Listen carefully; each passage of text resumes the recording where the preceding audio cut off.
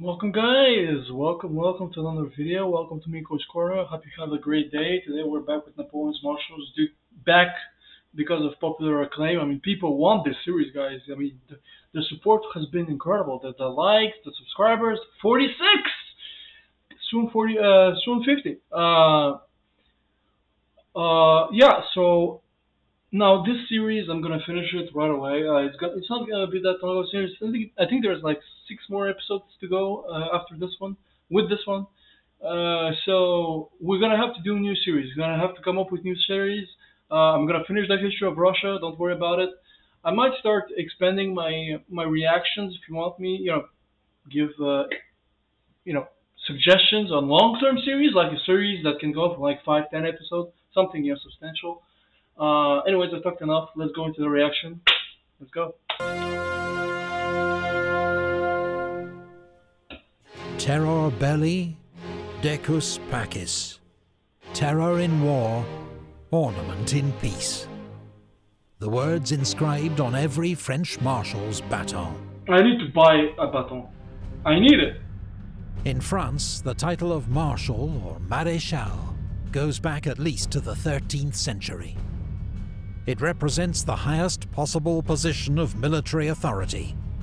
Authority symbolized by a marshal's baton. The title was abolished during the French Revolution as incompatible with the egalitarian spirit of the age. But in 1804, Napoleon founded a new empire and restored the ancient rank. That's Murat, right? This is Epic History TV's guide to Napoleon's Marshals.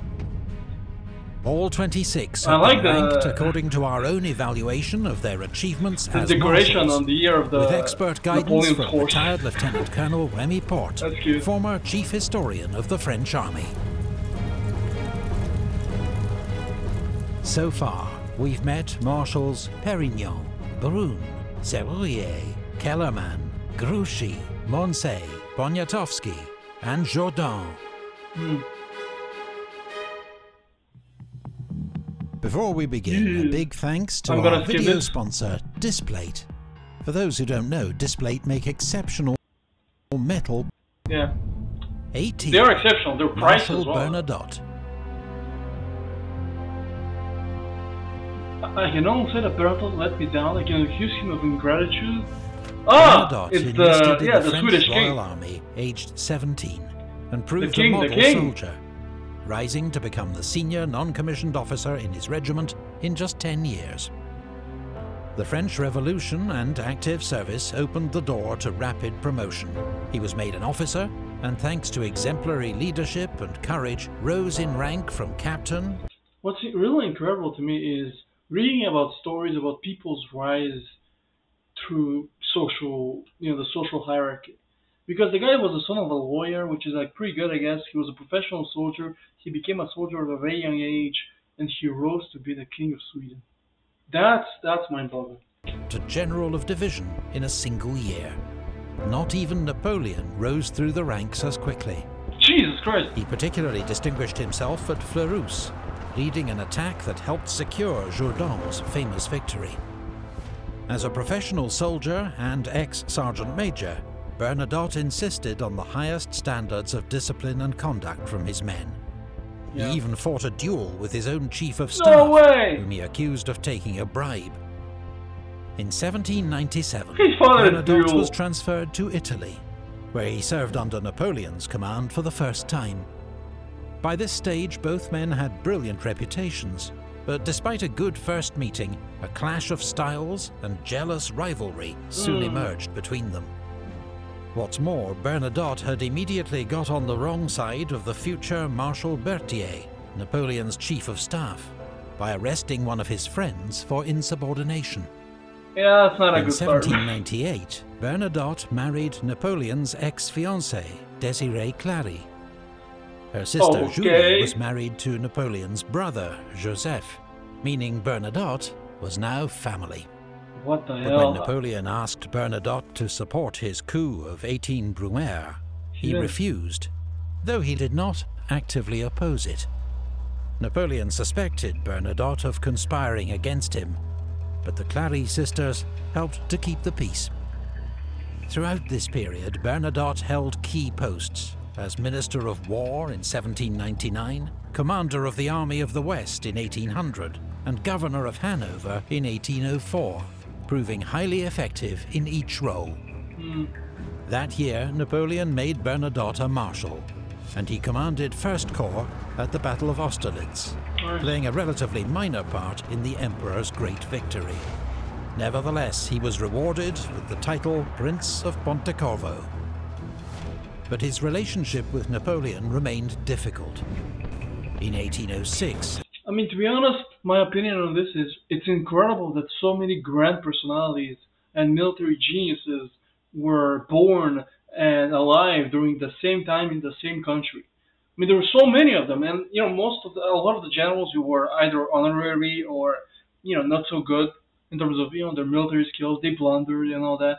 But there were so many geniuses at the levels of Napoleon in terms of, or at least equal, maybe in different types of geniuses, but so many military geniuses born during the same period of time in the same country.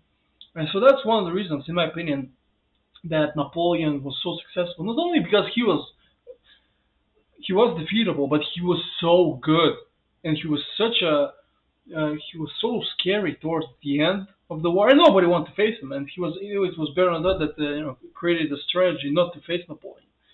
But it was very interesting how many geniuses were born out of the same period. As Napoleon took on Prussia, Bernadotte was blamed for failing to support Marshal Davout at the Battle of Auerstedt, and was nearly court-martialed. Though Bernadotte partly redeemed himself with a vigorous pursuit of the beaten Prussians.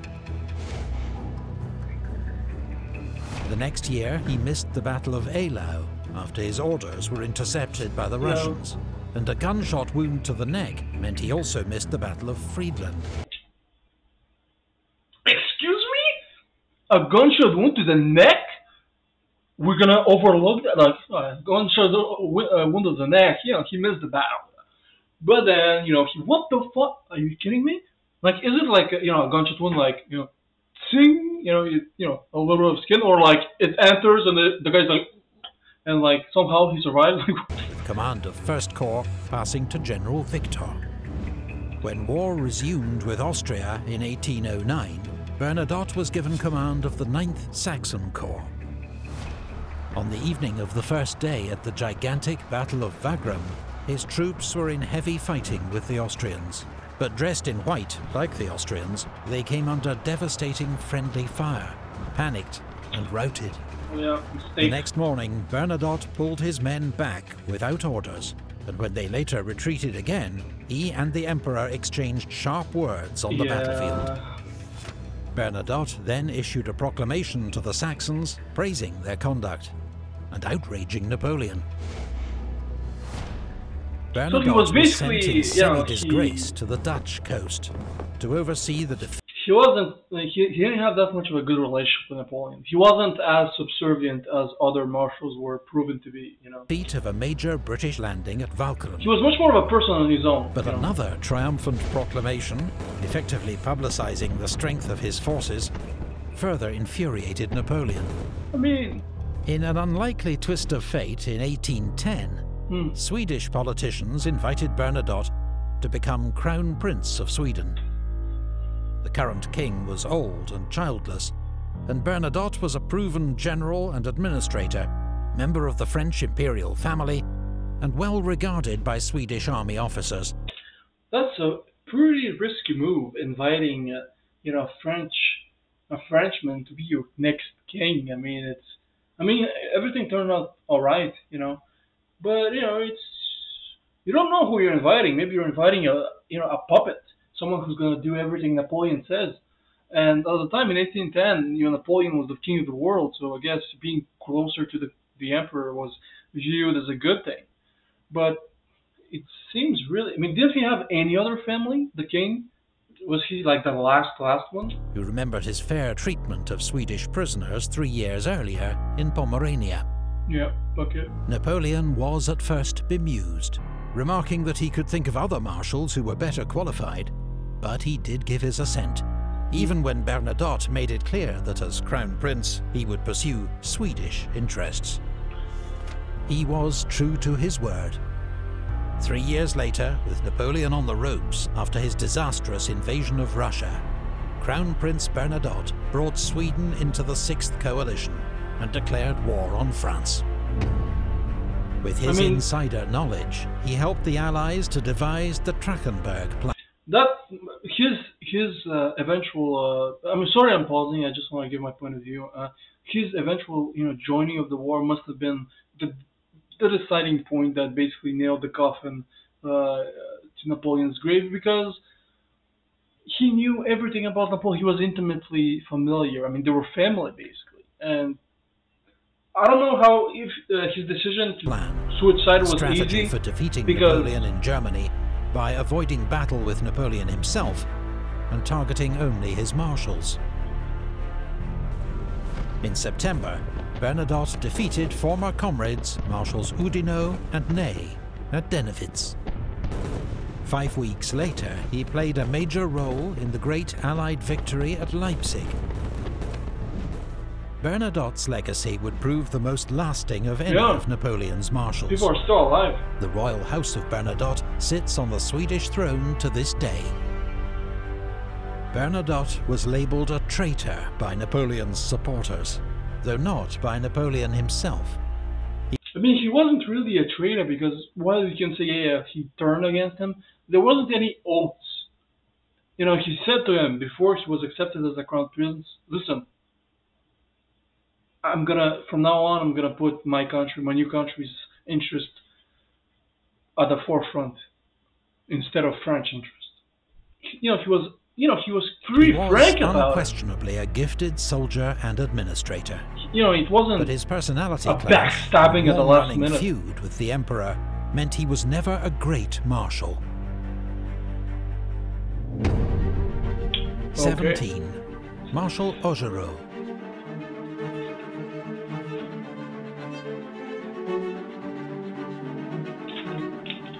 Augereau had, by his own account, an eventful younger life, serving at various times with the French, Russian and Prussian armies, deserting or being kicked out of all three in dubious circumstances. He briefly earned a living in Dresden as a fencing master, with a feared reputation as a duelist. Jesus Christ! He embraced the French Revolution and joined a volunteer cavalry regiment known as the German Legion, before holding various staff and training roles where his experience in the regular Prussian army proved valuable.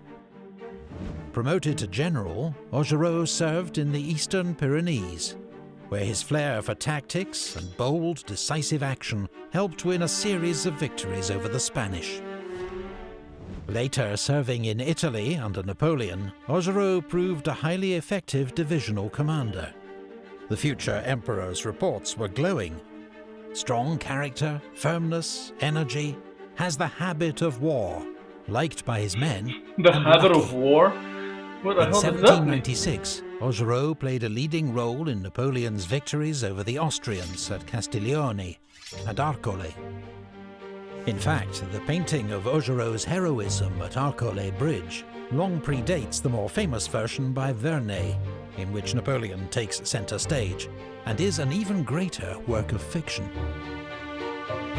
I mean, the second painting looks better. Fellow generals, however, was damaged by an enthusiasm for looting to rival General Brune, while others were irritated by his loud and boastful manner. Augereau was known to be a reliable Republican, and in 1797 Napoleon sent him to Paris to be the military muscle for the coup of 18 Fructidor. This was an army-backed purge of pro-royalist politicians threatening to restore the French monarchy. A brief spell in charge of the Army of the Rhine demonstrated that Augereau was not suited for high command, as his unruly entourage and obsession with plunder caused chaos at headquarters.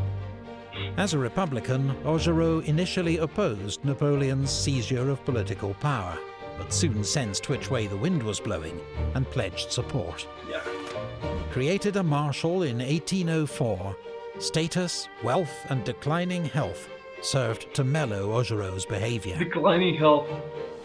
He commanded 7th Corps in the 1805 campaign, but was held in reserve and missed the great battles of Ulm and Austerlitz. The following year, he was in the thick of the fighting at Jena, leading 7th Corps against the Prussian southern flank. At Eylau in 1807, Augereau was so ill he had to be strapped to his horse, but led 7th Corps into battle in terrible winter conditions. Props. That's props. Ordered to advance, his corps lost its way in a blizzard, was mown down by Russian guns, charged and virtually destroyed. He survived? Augereau himself was hit and crushed under his own horse. Oh my god. He returned to France to recover, but was never the same again. I mean, his energy and zeal were gone. Yeah. During Napoleon's war in Spain, Eylau must have he was been really sent to brutal. replace Saint-Cyr as commander of the Army of Catalonia. He completed the grim 7-month siege of Girona, but was soon replaced by MacDonald for his lackluster performance. In 1812, Augereau commanded depots and reinforcements in the rear, as the Grande Armée marched to its destruction in Russia. However, at Leipzig he was briefly back to his best, inspiring his small corps of conscripts to fight for several key villages in the south in the face of relentless Austrian attack. In 1814, Napoleon gave Augereau command of the Army of the Rhone, but he surrendered Lyon without a fight, and on news of Napoleon's abdication, denounced his former emperor as a man who, having sacrificed millions of victims to his cruel ambitions, has not known how to die like a soldier. I mean, the guy took a When poison Napoleon pill. returned from exile in 1815, Augereau proclaimed his loyalty once more. What a The emperor bitch! was not interested. Yeah. Augereau was stripped of his baton and died the next year. Ah, dude, you can't be that big. Napoleon loses. I never trusted him. The guy, ambition, millions died for him. He's evil. A year later, Napoleon was the best. Napoleon, thank God for Napoleon. 16. Marshal Lefebvre.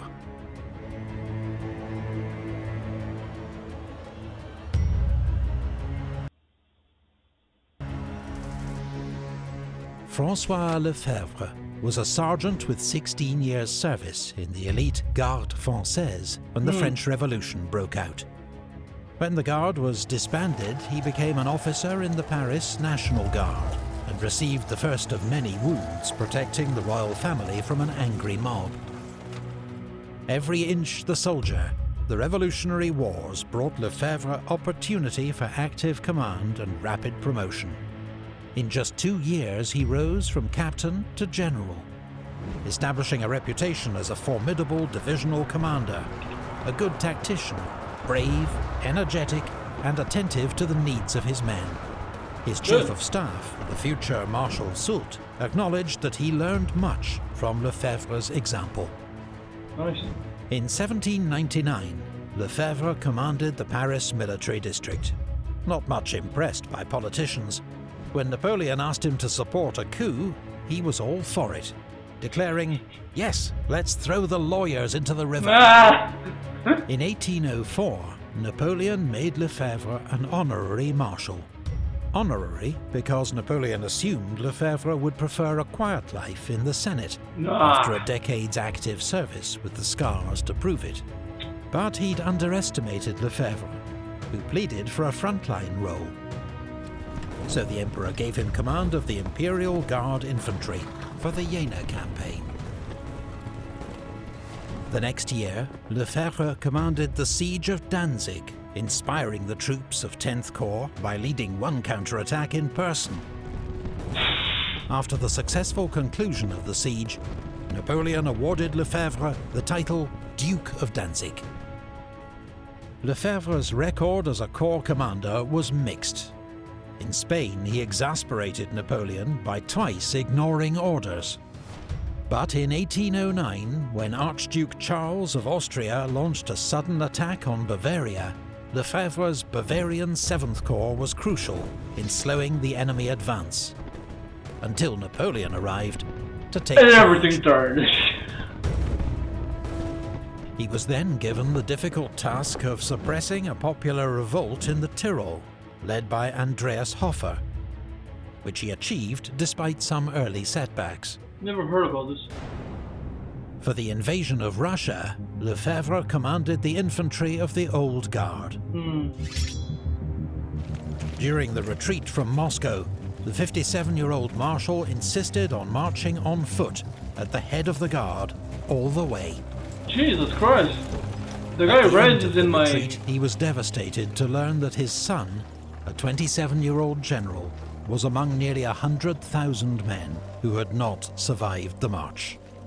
He had been Lefebvre's last surviving child, of 14. Jesus Christ! After a year recovering from exhaustion and grief, Lefebvre returned to lead the Old Guard. You know, back in the day, people were made of different stuff, man. Mentally speaking, psychologically. This is... Because to go through 14... Losing 14 children, it must... Like, people back then... One last time in the defense of France. Life was much more brutal. It was in heavy fighting at Montmiral and Montereau. Much more brutal.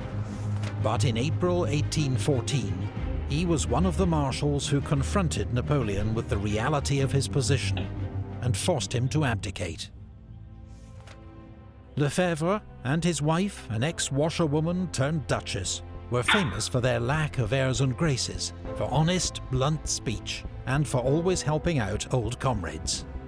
When a friend commented on Lefebvre's wealth and titles, the Marshal invited him into the courtyard. "I'll have 10 shots at you with a musket at 30 paces, he told him.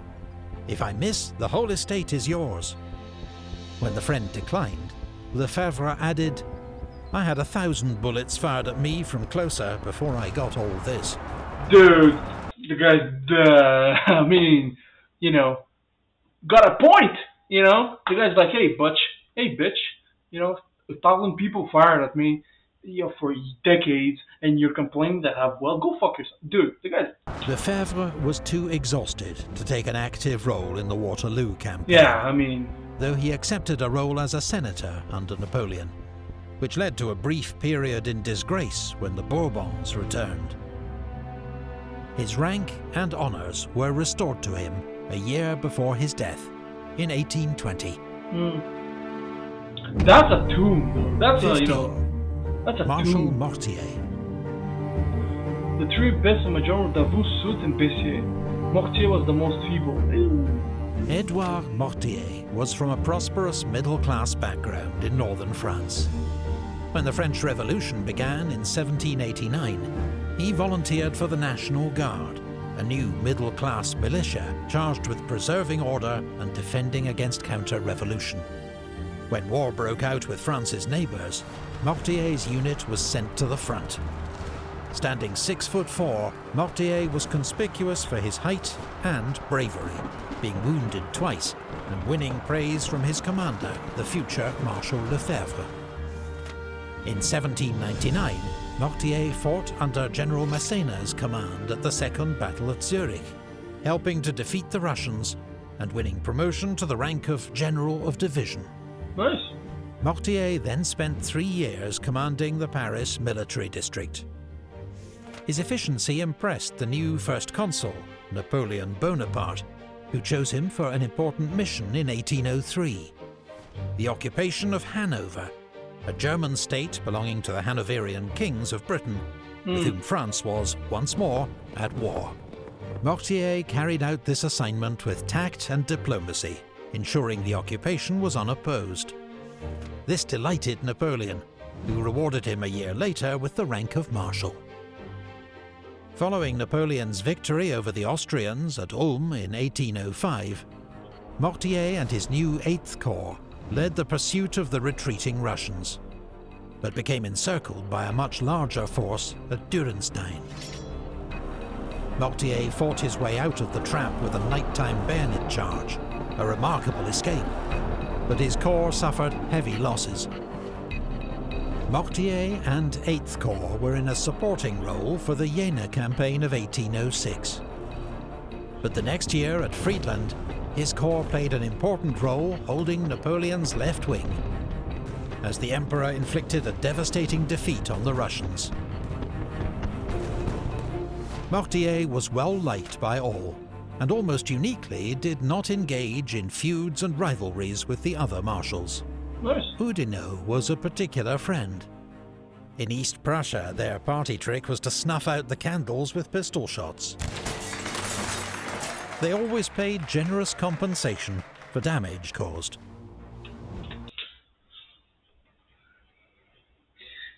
I have to play that game at some point. That's fucking hilarious. That's funny. In 1808, Mortier joined Napoleon for the invasion of Spain and commanded 5th Corps at the brutal siege of Zaragoza. He then helped win a series of victories over Spanish forces, including the crushing victory at Ocaña, operating alongside another friend, Marshal Soult. Mortier was recalled to France to organize and train the Young Guard, a new junior unit of the Imperial Guard, made up of the best conscripts from each year's intake. Mortier led the Young Guard in Russia in 1812, but was powerless to prevent the Corps' destruction on that campaign. First through exhaustion and disease on the march to Moscow, then on the retreat. The MVP of the whole surviving troops were effectively sacrificed of the Napoleonic Wars is disease, and allow the army's escape. Mortier continued to command the Young Guard during Napoleon's campaigns in Germany and France, and was never far from the action.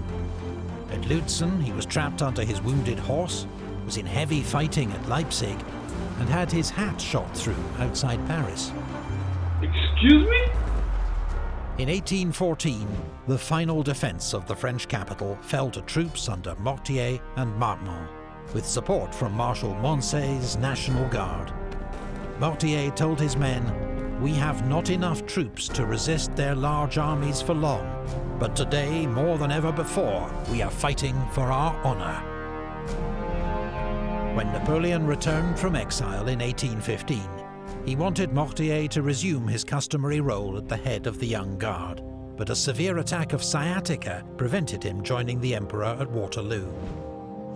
Napoleon never regarded Mortier as suitable for major independent command, but his loyalty and conduct were always beyond reproach. He went on to serve the restored monarchy as ambassador to Russia and briefly minister for war. In 1835, he was riding beside King Louis-Philippe in a public parade when an assassin opened fire with a homemade multi-barreled gun. The king received a minor wound, but Marshal Mortier and 17 others were killed. Jesus Christ, what do you have, a Gatling gun? 14. Marshal Marmont. What did he do? Dude, that doesn't look good, man. Marmont, like Napoleon, was a trained artillery officer and met the future emperor for the first time at the Siege of Toulon, where Napoleon made his name. They formed a friendship, and when Napoleon was given command of the French army in Italy, he took Major Marmont with him as an aide-de-camp. Which is good. Marmont distinguished himself at several of Napoleon's early victories in Italy, and was commanding his own artillery regiment by the age of 23. As part of Napoleon's inner circle, Marmont accompanied him on his expedition to Egypt in 1798, fighting in the battles of Alexandria and the Pyramids. Naturally, he backed Napoleon's coup of 18 Brumaire, as Napoleon overthrew the Directory and made himself first consul of France. 6 months later, Napoleon led an army over the Alps into Italy. That's insane. It was his How he artillery crossed the Alps is the General most insane to Marmont, me. who figured out how to get the cannon through the mountain passes using man-hauled sledges. At the ensuing Battle of Marengo, Marmont's skilled handling of the artillery helped Napoleon to win a decisive victory over the Second Coalition. 2 years later, Marmont was made Inspector General of Artillery, working with Napoleon to implement reforms that improved firepower, mobility and supply. Marmont was bitterly disappointed not to be among the first marshals created in 1804. But he was still only 29, and Napoleon assured him that time was on his side. He was further frustrated in 1805, when his corps was sent to guard the army's strategic southern flank, and so missed the great victory at Austerlitz. The spoils of that war included Dalmatia, which Marmont was sent to govern in 1806. Though he lived in extravagant luxury, his reforms and infrastructure projects were so effective that even the Emperor of Austria later admitted, "It's a great pity that Marmont was not in Dalmatia 2 or 3 years longer." When war broke out with Austria again in 1809, Marmont marched north with 11th Corps to join Napoleon near Vienna. But at the Great Battle of Wagram, his troops remained in reserve, while the other corps were engaged in ferocious fighting. At last, an opportunity to prove himself came as Napoleon ordered him to pursue the retreating Austrians. But reckless over-enthusiasm nearly led to disaster. From what we're hearing about this from him right now, he was basically someone who wanted to prove himself, who was enthusiastic, but when the moment came, he choked. At Znaim. A week later, Napoleon created 3 new marshals: MacDonald, Oudinot and Marmont. MacDonald for France, it was said, Oudinot for the army, oh my God, Marmont for friendship. Okay, Napoleon then rather undermined the moment by telling Marmont, "Between ourselves, you've not yet done enough to justify my choice." Don't say that. His big chance came in 1811, when he was sent to Spain to replace Marshal Massena. But after a promising start, and some bold manoeuvring against the British on the Douro River, he stumbled into disaster at Salamanca. Marmont himself was an early casualty of the battle, badly wounded by a shell burst and carried from the field, as Wellington routed his army. After convalescing in France, Marmont was back with the Grande Armée in 1813, as Napoleon battled to save his empire. He commanded 6th Corps throughout the campaign in Germany, fighting at Lützen, Bautzen and Dresden. At Leipzig, he held the northern sector with skill and determination, making Blücher's Prussians pay a high price for the village of Möckern. Marmont played an important role in Napoleon's 1814 defence of France, shadowing Blücher's movements along the Marne River and guarding the road to Paris. But by now he was showing signs of exhaustion and disillusion. At the Battle of Laon, he allowed his corps to be surprised by the enemy, with heavy loss. Napoleon's stinging criticism may have been the moment that ended Marmont's loyalty. I mean, yeah, you can only get criticized for so long. He was the senior marshal in Paris when the Allies attacked on the 30th of March. After a day's fighting and facing inevitable defeat, he negotiated the city's surrender. 5 days later, with Napoleon at Fontainebleau still planning to march on Paris, Marmont marched his corps over to the Allied lines and surrendered. Yeah. Napoleon was shocked at this betrayal by one of his oldest comrades. He'd already been persuaded that he must try to abdicate in favor of his 3-year-old son. Now he accepted that he must abdicate without conditions. Whether Marmont acted to save lives, out of self-interest or spite, or a combination of all three, remains the subject of heated debate. We do know that he was well rewarded by the restored Bourbon king, and never forgiven by Bonaparte loyalists. As military commander of Paris in 1830, Marmont could not prevent the next revolution, and had to flee France. He spent the rest of his life in exile, becoming tutor while he was in Vienna to Napoleon's son, the Duke of Reichstadt. He was the last of Napoleon's marshals to die, in Venice in 1852. That's a photograph of Venice in 1860? No way. No way. This is insane. That's a photograph taken 200 years ago. 150. Bernadotte, Augereau, Lefebvre, Mortier, Marmont. 13 down. Dude, this video was insane. We learned so many. There's so many different, stories, personalities, and lifestyles, and a lot of, there were a few generals that ended up dying. The assassination attempt. That was, you survive all that, and the marshal that basically said, "You want all of my fortune? Get shot 1,000 times before getting it." That was pretty classy, pretty badass. But I hope you enjoyed my reaction. It was a pretty long video. It was very long. I hope you're still here. If you are until the end, leave a like, subscribe. It motivates me tremendously, and I'll see you guys in the next one. See ya.